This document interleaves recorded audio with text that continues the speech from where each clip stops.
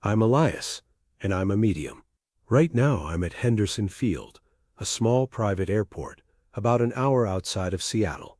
I'm here because I felt called to this place, pulled by a presence that's been waiting, watching, hoping for the right moment to reach someone who desperately needs to hear a message. Before we continue, please comment where you are watching us from, like and subscribe to support us and watch new readings every day. The afternoon sun is warm on my face as I walk past rows of small aircraft. There's something peaceful about this place. The sound of propellers in the distance, the smell of aviation fuel, the sight of planes taking off into clear blue skies. But there's also grief here, heavy, complicated grief that's been weighing on someone for over a year. I feel him before I see who he's trying to reach. A pilot's energy, confident, skilled, but also deeply loving. His presence is strong, urgent, filled with a message he's been trying to deliver for 14 months, and he's leading me towards someone specific. That's when I see her, a woman in her early 30s, standing by a chain-link fence that borders the runway. She's watching a small plane taxi for takeoff, and even from a distance, I can see the tension in her shoulders, the way she's gripping the fence. Her dark hair is pulled back in a ponytail, and she's wearing jeans and a leather jacket that looks like it might have belonged to someone else, someone bigger, someone she's still holding on to. As I get closer, the pilot's energy intensifies. This is her. This is who he's been waiting to reach. "Excuse me," I say gently as I approach. She turns, startled, quickly wiping her eyes. "Oh, I'm sorry. I didn't realize anyone was there. Don't apologize. My name is Elias. I know this might sound strange, but I need to talk to you about something important." She looks confused, defensive. "I don't know you. I'm just here watching the planes. I'm not bothering anyone." "I know, and I'm not here to bother you either. I'm here because someone who loves you very much has been trying to reach you. I'm a medium, and I connect people with loved ones who have passed. And right now, there's a pilot, your pilot, who has a message for you." Her face goes pale. Her hand flies to her chest, touching something beneath her shirt. "What? Who are you?" "My name is Elias. I'm a medium, and the presence I'm feeling, it's strong, it's loving, and it's connected to you, to this airport, to flying. And I'm feeling that you come here often, don't you? Even though it hurts." She takes a step back, tears already forming. "Are you talking about my husband? About David? I don't know his name yet, but he's showing me that he was a pilot. Military first, then civilian. And he's showing me that he passed while flying. Here, at this airport. Rachel. I can feel that's her name now." Starts crying. "David. My husband David. He was in a plane crash 14 months ago. His plane went down just past that tree line." She points to the distance beyond the runway. "He's here with you right now. He's been here every time you've come to this fence, every time you've watched the planes take off, every time you've wondered and questioned and blamed yourself." "How do you know about that?" She whispers. "Because he's showing me." "And Rachel, that is your name, isn't it?" "Yes, Rachel Kim. How do you know my name? Are you really Elias? Like Elias the medium?" "I am, and I didn't come here looking for you. I was called here. Your husband made sure our paths would cross today, because he has something very important to tell you, something you've been needing to hear for 14 months, and today he finally gets to say it." Rachel covers her mouth with her hand, sobbing. She looks around the airport, as if trying to see him. "David? Is David really here?" "He is. He's standing right next to you, and he wants you to know that what you've been thinking, what you've been wondering about his crash, he needs to set the record straight. Are you ready to hear what he has to say?" She nods, unable to speak. "Then let's find somewhere quiet to talk, because what your husband needs to tell you is going to change everything." We walk to a small hangar office that's empty this time of day. Rachel sits in one of the worn chairs, her hands shaking as she pulls the leather jacket tighter around herself. I can see now that it's definitely too big for her, a man's jacket, well worn and loved. "Okay," I begin gently. "Let me explain how this works. Your husband's spirit is going to communicate with me through feelings, images, words, and sometimes physical sensations. I'll tell you what he's showing me, and you confirm whether it makes sense. The things I tell you will be specific, details only you and David would know. That's how you'll know this is real. Does that sound okay?" "Yes," Rachel says, her voice barely above a whisper. "Elias, I need to tell you something. I'm terrified right now, because there are questions I've had for 14 months. Questions that keep me awake at night, and I don't know if I'm ready for the answers. I understand, but David is here, and he's ready to give you those answers. And Rachel, I can already feel his energy. What I'm feeling isn't what you might expect. There's no blame here, no anger. What I'm feeling is pure love. And pride. So much pride in you. She looks confused. Pride? How could he be proud of me? I failed him. We'll get to that. But first, let me tell you what he's showing me. He's showing me a name. Not Rachel. Something else. What did he call you? Rachel's eyes widen. Rach. He called me Rach. Just that simple shortening. But the way he said it, it was ours. Our thing. He's saying it right now. He's saying, tell Rach I'm here. Tell her I've been trying to reach her. Tears streamed down Rachel's face. He's really here. David is really here. He is. And Rachel, he's showing me something you're wearing under that jacket. Something of his. Something important. What is it? With trembling hands, Rachel reaches beneath her shirt and pulls out a chain. Hanging from it is a distinctive pin, wings with a shield in the center. Military aviation insignia. His wings, she whispers. From his Air Force service, he earned these flying combat missions. He was so proud of them. After the crash, his mother gave them to me. I've worn them every day since. I never take them off. He knows. He sees you touch them when you're thinking about him, when you're missing him, when you're questioning things. And Rachel, he wants you to know that every time you touch those wings, he's right there with you. I touch them all the time, she admits. Especially when I come here, which I know is probably unhealthy, but I can't stay away. This airport is the last place he was happy, the last place he was alive. David is showing me more. This jacket you're wearing, it was his, wasn't it? Yes, his flight jacket. He wore it every time he flew. The leather still smells like him, like his cologne in the airport, and him. I sleep in it sometimes. He's not concerned about that. He's touched that you find comfort in it. But Rachel, he's also showing me something else. Something about the day he passed. You were supposed to be there, weren't you? He'd asked you to come flying with him. Rachel's whole body tenses. Yes, he'd asked me to come with him that morning. It was a beautiful day, perfect flying weather. But I said no. I was afraid of small planes. Always have been. I told him I had errands to run. But really, I just didn't want to fly. So he went alone. And he crashed. And he crashed. And I wasn't there. And for 14 months I've wondered if that was the point. If he asked me to come because he needed me there to stop him. Or because he wanted me with him when it happened. Or because if I'd been there, I could have done something to prevent it. That's what's been haunting you. The question of whether his crash was an accident or something else. Yes, Rachel says, her voice breaking. The investigators said it was mechanical failure, a problem with the engine. But David was an experienced pilot. He'd handled emergencies before, and some of the data from the plane raised questions. It looked like he didn't fight as hard as he should have to recover. Like maybe he just gave up, and you've been tormented by whether his asking you to come flying was a test, or a plan, or a cry for help. Exactly. Was he okay, Elias? Was David struggling with something I didn't see? Did I miss signs? Was the crash really an accident, or did he make a choice that day? David's presence intensifies, and I feel his urgent need to answer these questions. Rachel, your husband is here, and he has answers for you. But first he's showing me something else, something you've been doing since he passed. Something brave. What is it? Rachel looks surprised. How could you know about that? Because he's showing me. Tell me what you've been doing. I've been taking flying lessons for the past 6 months. I'm learning to fly, even though I'm terrified. Because I need to understand. I need to know what David loved about it. And I need to face my fear of the thing that took him from me. David knows about the flying lessons, I say. He's been with you every single time. Every time you've gotten into a plane with your instructor. Every time your hands have gripped the controls. Every time you've felt that fear and pushed through it anyway. He's been right there in the cockpit with you. Rachel wipes her eyes. Really? I talk to him when I fly. I know that sounds crazy, but I tell him I'm doing it for him. That I'm trying to understand. It's not crazy, and he hears every word. Rachel, he's also showing me something else. A tattoo. You got a tattoo of his wings, didn't you? Show me. Rachel pulls up her shirt slightly, revealing a tattoo over her heart. It's the Air Force pilot wings insignia, identical to the pin she wears, inked permanently on her skin. I got it 6 months after he passed, she says, on what would have been our 9th anniversary. I wanted him with me always, literally part of me. Is that morbid? David doesn't think so. He's honored.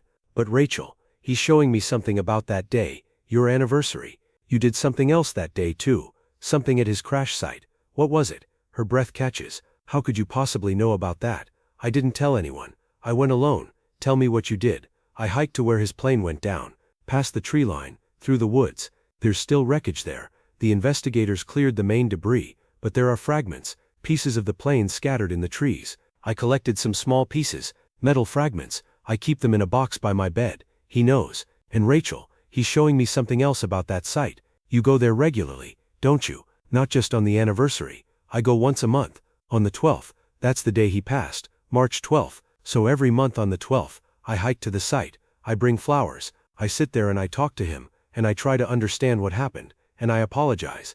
Apologize for what? For not being there, for saying no when he asked me to fly with him, for being a coward about small planes, for letting him go alone, for not being able to save him. I feel David's energy shifting now, becoming more intense. Something heavier is coming. I'm starting to feel physical sensations related to his passing. Rachel, I need to talk about what happened that day, about the flight, about the crash. David is showing me, and I'm starting to feel things. Is that okay?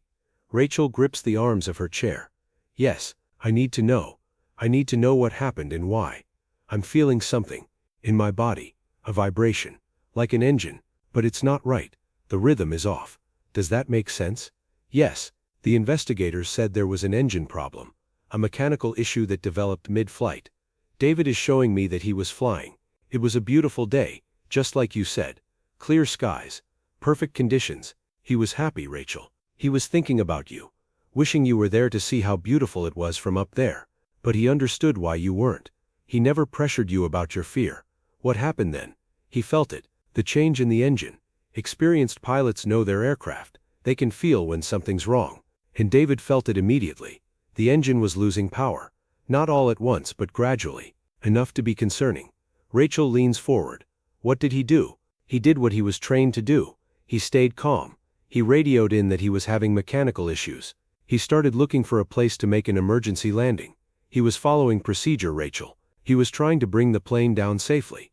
But he didn't make it. No, because the engine failure accelerated faster than he expected.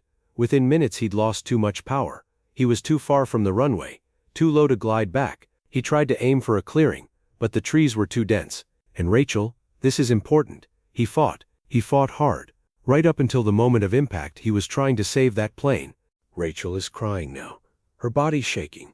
The investigators said the data was unclear, that it looked like he might have stopped trying. That's what's haunted me. Did he give up? Did he let it happen? David is showing me exactly what happened in those final moments. And Rachel, you need to hear this. You need to know the truth. Rachel, David is showing me those final moments, and I need to tell you what he's revealing. Are you ready? She nods, tears streaming down her face. Yes, please. I need to know. The engine lost complete power. David was at about 800 feet when it happened. For a pilot, that's a critical altitude, high enough to be in serious danger, but too low to have many options. He was over dense forest. The clearing he'd been aiming for was too far. He knew immediately that he wasn't going to make it to a safe landing zone. Oh God, in that moment, David had seconds to make decisions. And Rachel, this is where the investigators got confused. They saw data that looked like he stopped fighting the controls. But that's not what happened. What actually happened was that David made a choice, a pilot's choice. What do you mean? He's showing me that there was a neighborhood nearby. Houses, families. If he'd tried to stretch the glide toward the clearing, he would have lost control over populated areas. So instead, he deliberately aimed for the densest part of the forest, away from people, away from homes. He gave up his best chance at survival to make sure no one else would get hurt. Rachel's hand covers her mouth. He was protecting people, even then. Yes, that's who David was. That's who he always was, a protector.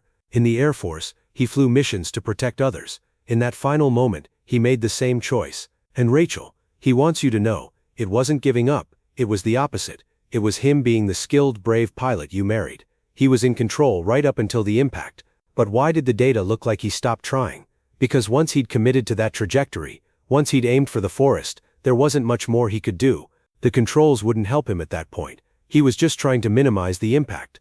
And Rachel, he's showing me something else about those final seconds. Do you know what he was thinking about? What? You. He was thinking about you. He was thinking, I'm so glad Rach isn't here. I'm so glad she's safe. Thank God she said no to flying today. Rachel breaks down completely, sobbing into her hands. All this time, I thought he wanted me there. I thought maybe I could have helped or changed something. If you'd been there, you both would have been in that crash. His aircraft was a two-seater. You would have been in the passenger seat. And Rachel, he's telling me very clearly, the impact was on the passenger side. The trees hit that side hardest. You wouldn't have survived. Oh my God, your fear of small planes, your decision to say no that day, it saved your life. And in those final moments, David was grateful. He was thinking, at least Rach is safe. At least she'll be okay. That was his last thought before the impact, Rachel. Not regret that you weren't there. Relief that you were safe. Rachel can barely speak through her tears. I've spent 14 months thinking I abandoned him. Thinking I was a coward. Thinking maybe he needed me there and I let him down. You didn't let him down. And Rachel, he wants me to tell you about something else. About the question that's been haunting you. You've been wondering if he was struggling. If there was something wrong with him mentally or emotionally that you missed. If the crash was intentional. Yes, that's the question that keeps me awake at night. Was David okay? Was he happy? Or was he in pain that I didn't see? David is being very clear with me right now. He's showing me his life in the weeks before the crash. He was happy, Rachel. Genuinely happy. He loved you. He loved flying. He loved his life. There was no hidden struggle. No secret pain. He wasn't someone who was looking for a way out. But he was a combat pilot. He'd seen things. I always worried about lingering trauma. He had processed what he needed to process. Yes, he'd seen difficult things during his service. But he'd dealt with them. He'd talked to professionals. He'd found peace. Flying civilian aircraft wasn't about escaping demons. It was about embracing joy. It was about feeling free. So the crash was really just an accident? Just terrible, random bad luck? It was mechanical failure. It was probability. It was the risk that every pilot accepts when they fly. But Rachel, it wasn't intentional. It wasn't a choice to leave you. It wasn't giving up on life. It was a skilled pilot doing everything he could in an impossible situation, and ultimately sacrificing his best chance at survival to protect others. That's what happened. That's the truth. Rachel looks up at me, her face wet with tears but also showing the first glimpse of relief. Elias, how do you know all this? How can you possibly know what he was thinking in those final moments? Because he's showing me. He's here, and he's been desperate to tell you this for 14 months. And Rachel, there's more. So much more he wants you to know. Rachel, your husband is telling me something very clearly right now. I say, leaning forward. There was nothing you could have done to prevent this. I don't blame you for not flying with me. I'm grateful you didn't. Your fear saved your life, and I died knowing you were safe. Rachel wipes her eyes, clutching his wing's pin. But I should have been braver. I should have conquered my fear sooner. Maybe if I'd been flying with him more often, I would have been there and somehow things would have been different. If you'd been there, you would have passed too. David is showing me the crash site again. The way the trees hit. The passenger side took the worst of it. Rachel, you being afraid of small planes wasn't a weakness. It was what kept you alive. I never thought of it that way. And David wants you to know something else. He's so incredibly proud of you, for taking flying lessons now, for facing that fear, for getting into small planes despite what happened to him. That takes courage he can't even measure. I do it because I need to feel close to him. When I'm up there flying, I understand what he loved about it. The freedom, the perspective, the peace. I finally get it. He knows, and he's been with you every single flight. Rachel, he's also showing me something specific. Your instructor, a man, older. What's his name? Tom. Tom Parker. He was David's flight instructor originally. Years ago, when David first got his civilian pilot's license, Tom taught him. After David passed, I reached out to Tom. I asked him to teach me. I thought if anyone could help me understand David's world, it would be the man who taught David to fly. David loves that. He's showing me that Tom talks about him during lessons, tells you stories. Is that right? Yes. Tom tells me about when David was learning, about mistakes he made, funny moments, proud moments. It makes me feel like David's still part of the lessons, like he's still there. He is there. And Rachel, Tom knows that too. Tom has felt David's presence during your lessons. He hasn't told you because he doesn't want to sound strange, but he's felt it. Really. Really. And David is also showing me something you do after every lesson. Something private. What is it? Rachel looks surprised. After every lesson, when I get home, I sit in David's home office. He had a small office where he kept all his aviation stuff, charts, manuals, logbooks. I sit at his desk and I write in a journal. I tell him about the lesson, what I learned, what scared me, what made me feel close to him. It's like I'm reporting back to him. He reads every word. Well, not reads, but he's there when you write. He knows what you're writing. And Rachel, he wants you to know that those journal entries mean everything to him. You're not just learning to fly. You're continuing a conversation with him. You're keeping him alive in a beautiful way. I miss him so much, Elias. Every single day. Some days I don't know how to keep going. He knows. And he's showing me that you've been struggling with something else too. Something about moving forward. About guilt over the idea of being happy again. Talk to me about that. Rachel looks down. I feel guilty when I have a good day. When I laugh at something or enjoy a moment. It feels wrong to be happy when David can't be here. And there's something else. Someone else. Tell me. There's a man. Someone I met at the airport. Another pilot. He's kind. He's asked me to get coffee a few times. And I've said no every time because it feels like betrayal. How can I even think about anyone else when David's been gone less than 2 years? What's this man's name? Scott. He flies out of this airport. He knew David actually. They were friendly. And that makes it feel even worse somehow. David's energy shifts, becoming warmer, more insistent. Rachel, David is telling me something about Scott. He's saying that Scott is a good man, that he'd approve. And more than that, he's showing me that he's been trying to encourage this. Trying to create opportunities for you two to meet. What? How? The times you've run into Scott, they've felt like coincidences, haven't they? But David has been orchestrating them, putting you in the same place at the same time. Because he wants you to be happy, Rachel. He doesn't want you spending the rest of your life alone. Coming to this airport to stare at planes and torture yourself with what-ifs. Suddenly Rachel's arms break out in goosebumps. She gasps, looking down at them. Did you just get goosebumps? I ask. Yes, all over. What does that mean? That's David. That's his spirit moving right through you. That's him saying, yes, Rach, what Elias is telling you is true. I want you to be happy. I want you to live. Rachel, David is showing me something else. I continue, something about the future. Something important that's coming up. What is it? Rachel thinks for a moment. My solo flight. In 3 weeks I'm supposed to do my first solo flight. It's a huge milestone in pilot training. The moment when the instructor gets out, and you fly completely alone for the first time. David knows, and he's telling me he'll be there. Not just watching, he'll be in that cockpit with you. He'll be your co-pilot on your first solo. And Rachel, he wants you to know something. He wants you to feel the joy of it. Not the fear, not the grief. He wants you to experience the freedom he felt every time he flew. I'm terrified. What if something happens?